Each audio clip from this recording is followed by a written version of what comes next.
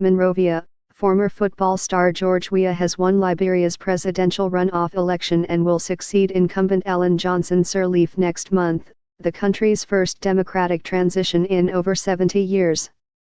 With 98.1% of the vote counted, Weah led with 61.5% to Vice President Joseph Bokai's 38.5%, National Elections Commission Chairman Jerome Korkoya told reporters in the capital Monrovia on Thursday.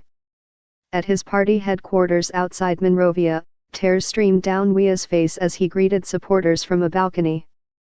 Below, hundreds of young people sang and danced to a live performance of hipco, Liberian hip-hop music popular with the country's impoverished youth.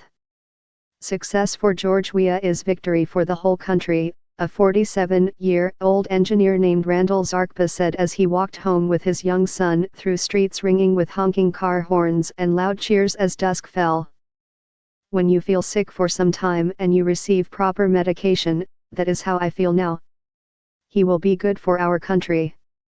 He is King George. Weah grew up in Claratown slum in Monrovia and went on to become the only African to win FIFA World Player of the Year, starring for AC Milan, Paris Saint-Germain and Chelsea. His popularity at home fueled a previous run for president, in 2005. He won the first round then but lost the second round to Johnson Sirleaf, whom he will now succeed. His rags-to-riches story helped him tap into dissatisfaction with Johnson Sirleaf's 12-year tenure. She drew a line under years of civil war but drew criticism for failing to root out corruption or persistent poverty.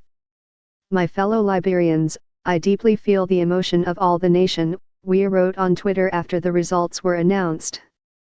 I measure the importance and the responsibility of the immense task which I embrace today. Change is on. Weah's critics, however, say he has offered few concrete policy proposals. His choice of running mate has also raised eyebrows. Jewel Howard Taylor, the ex-wife of Charles Taylor, a former president of Liberia who is serving 50 years in a British prison for war crimes in neighboring Sierra Leone. I think Weah is not fit for the work.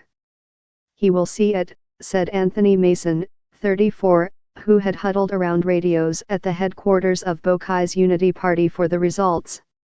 Weah looked set to sweep 14 of Liberia's 15 counties in the runoff. Turnout in Tuesday's vote stood at 56%, the Election Commission said.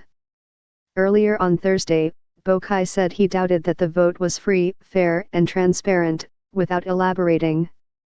He did not say whether he might challenge the eventual result.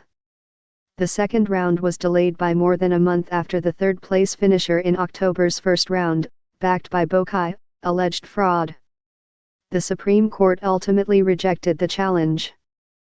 The U.S.-based Carter Center and National Democratic Institute said on Thursday there were notable improvements in the handling of the runoff, echoing positive assessments from other international observers.